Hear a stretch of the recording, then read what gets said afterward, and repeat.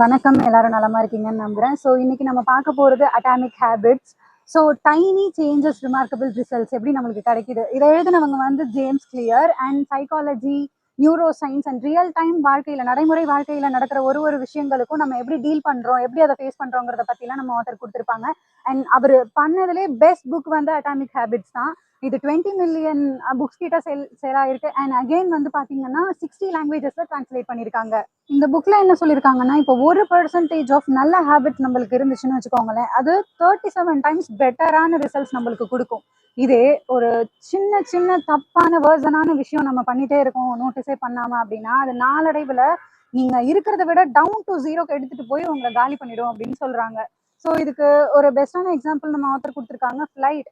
இப்போ ஒரு ஃபிளைட் வந்து கிளம்புது. அது வந்து லாஸ் ஏஞ்சல்ஸ்ல இருந்து நியூயார்க் சிட்டிக்கு போறதுக்காக கிளம்புது.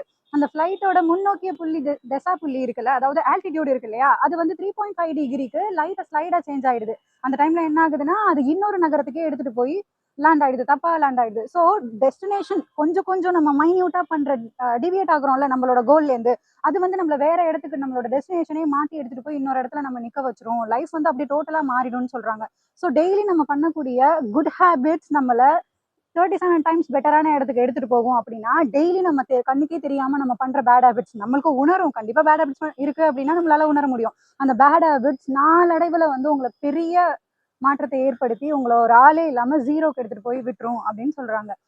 இன்னொரு முக்கியமான விஷயம் என்னன்னா, வெற்றி என்பது ஒன் டைம் நிகழும் ப்ராசஸோட ரிசல்ட் கிடையாது. அது லைஃப் டைம் டிரான்ஸ்ஃபர்மேஷன் அப்படின்னு சொல்றாங்க.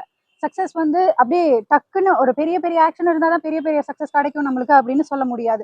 நம்ம டெய்லி பண்ணக்கூடிய குட்டி குட்டி விஷயங்கள் நாளடைவுல பெரிய மாற்றத்தை நம்மளோட வாழ்க்கையில எடுத்து. இந்த புக் படிச்சதுலேயே மிகவும் முக்கியமான சில பேஜஸ் இருக்கு. இதுல 173வது பக்கத்துல பாத்தீங்கன்னா, how to create good habits and how to break the bad ones அப்படிங்கறத பத்தி ரொம்பவே தெளிவா கொடுத்துருக்காங்க.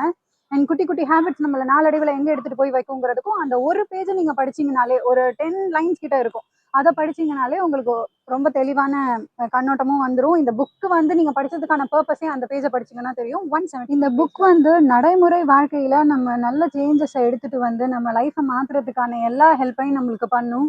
அண்ட் தினசரி நம்ம வாழ்க்கையில செய்யக்கூடிய ஒரு ஆட்டம் சைஸ் ஒரு குட்டியான டைனியான ஒரு சேஞ்சஸ் வந்து நாளடைவுல நம்மளை எங்க எடுத்துட்டு போய் வைக்குது அப்படிங்கறத தெளிவாவே குறிப்பிட்டிருப்பாங்க இதுல ஆத்தர்.